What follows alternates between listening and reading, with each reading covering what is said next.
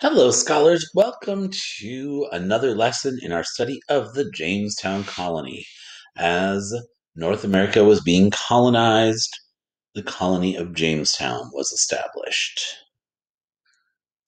Today, we are continuing our study of Jamestown with lesson number 3. Here are the objectives, what we are going to learn about today in our lesson. So today, we will hear about how the winter of 1609 to 1610 got its name. We will learn about two more important people in the Jamestown colony, and we will hear about one final event that shows the rocky relationship between the colonists and the Powhatan people. When we left off last time, John Smith was going back to England to get treatment for his wound after the gunpowder that he was carrying exploded. You'll remember there were about 500 colonists, and before leaving Jamestown, he looked over the storehouses and was pleased to see that the colony had enough food to get through the winter. Smith believed he left a colony that would have no trouble surviving. But that spring, there were only 60 of them still alive.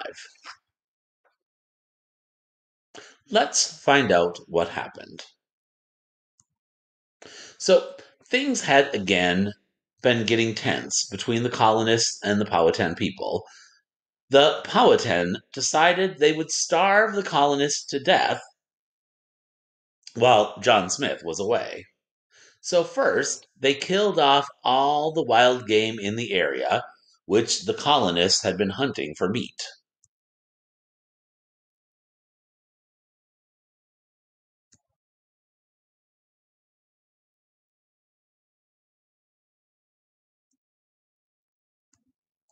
Second, they surrounded the village so the colonists could not safely leave to do any hunting or fishing.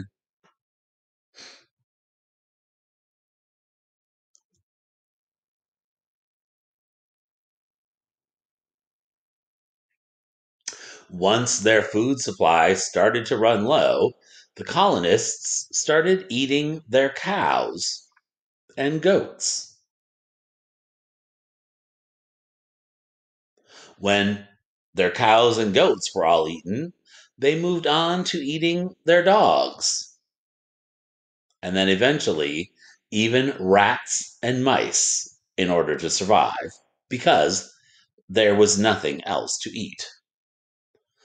All through that winter, as 1609 turned into 1610, the colonists starved and died. By spring, only 60 of those 500 colonists were still alive. Those remaining colonists gave the winter a name. They called it the starving time.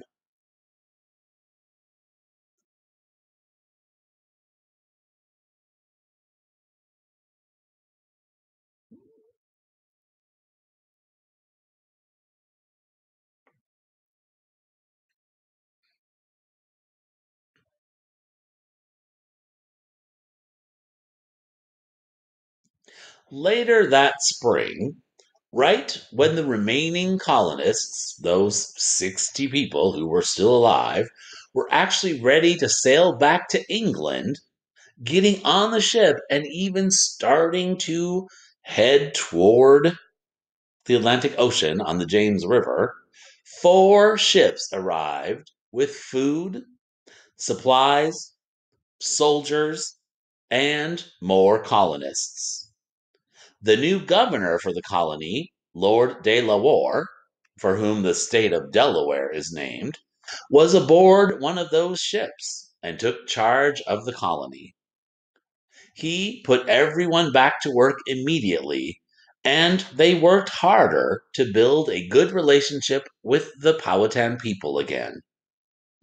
For several years, things became peaceful, but the colonists were realizing They needed a way to make money, to earn money, to get money for the Jamestown colony. Enter one John Rolfe, another of the colonists. Since everyone knew by this time that there was no gold and silver to give them their fortunes, the colonists needed another way to make money. That gave John Rolfe an idea related to tobacco, which smoking tobacco had become quite popular in Europe. Now, tobacco grew wild in the Jamestown area and in the larger Virginia colony itself, but this wild tobacco had a harsh, bitter taste. John Rolfe began experimenting with it, and in 1614 he sent his first batch of this sweeter tasting tobacco to England. The people loved it, and by 1616 the colony was actually sending 2,000 pounds of tobacco to Europe for selling. Everyone began growing tobacco. Some of them even stopped growing food. This, of course, could have become a big problem. Remember the starving time of not long before. So the governor ordered everyone to plant at least some corn so that there would still be food. Things were again looking up for the Jamestown colony, and they had found a way to make money. Now, John Rolfe became quite famous for his tobacco experimenting, but he also became famous at the time for another reason. He married Pocahontas. Pocahontas, remember, was Chief Powhatan's daughter. Now, the story begins a little strangely. It actually started with the colonists kidnapping Pocahontas and offering to trade her back as a showing of peace, because once again, these two groups were fighting with each other. Chief Powhatan, however, did not reply to this offer of exchange for peace for 3 months. During that time, the colonists reportedly treated Pocahontas well. She learned some English and learned what the colonists would say was the proper manners of being civilized. She became a Christian and was given the name Rebecca. It was during this time when she was with the colonists that she and John Rolfe fell in love. John Rolfe wrote a letter to the governor asking for permission to marry Pocahontas, while Pocahontas asked permission of her father, Chief Powhatan. Both men agreed, and the wedding was held in the church in Jamestown. Pocahontas's father did not come, but her uncle, also an important member of the tribe, did come for the ceremony. You will hear more about this uncle a little bit later. Do keep in mind, scholars, that there's an important difference here between the Disney movie of Pocahontas and what actually happened. Pocahontas did not actually marry John Smith, like in the movie. She actually married John Rolfe, who had experimented with the tobacco crop. Don't get those two things mixed up. Repeat, she did not actually marry John Smith, like in the movie. She married John Rolfe. Remember that. It's important.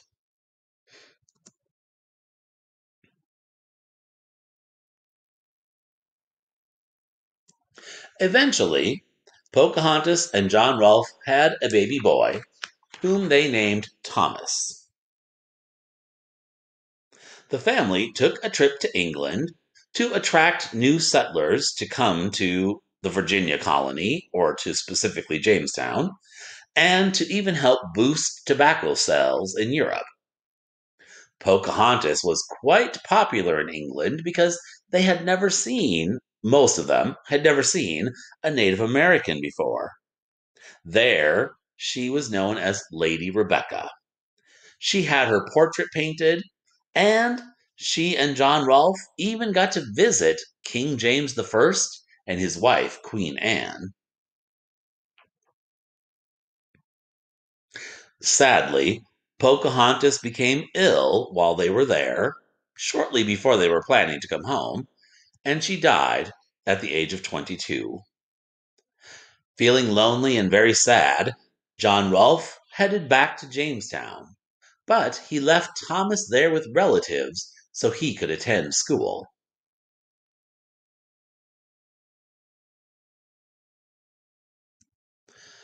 Pocahontas and John Rolfe's marriage had kept the peace between the Powhatan people and the colonists for a while.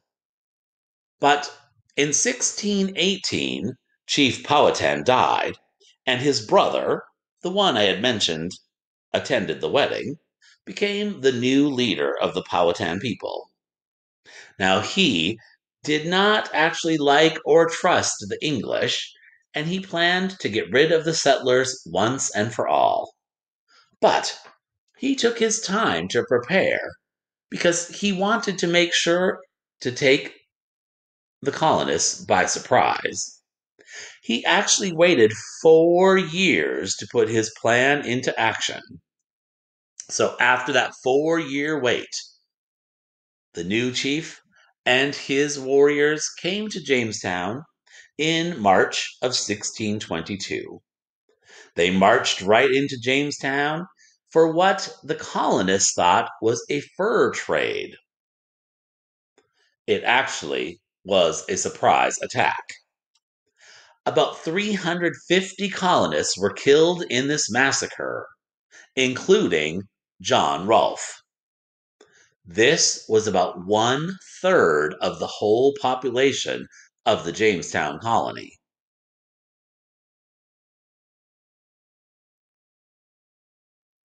While this was a setback for the colonists, it also marked the beginning of the end for the Powhatan people. The colonists began regularly attacking the Powhatan people. They burned their villages, they destroyed their crops, and the Powhatan quickly learned that their arrows were no match for the guns of the English. The colonists, who had taken the land and tried to change the Powhatan way of life by making them behave and be more civilized, as the English thought, would never again let the Powhatan have any kind of power in the area. It was really the beginning of the end of the Powhatan way of life.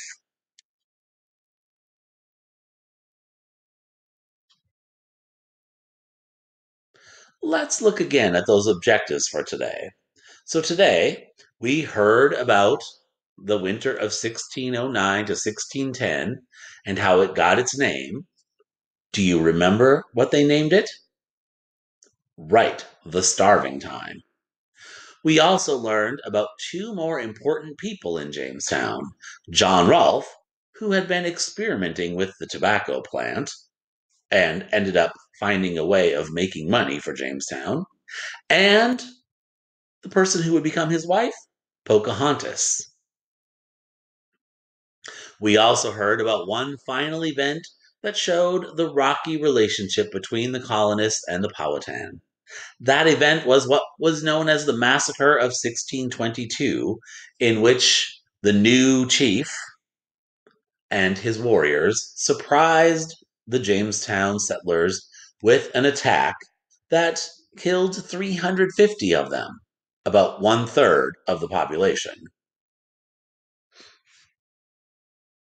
And now your assignment. Remember, open the attached Google form, answer the questions about today's lesson. As I always remind you, use this lesson, the slides, the video, the information, like a scavenger hunt. Answer those 5 questions. Remember, click submit at the bottom of the Google form. That's what sends your answers to your teacher. Good luck. Thank you for joining me,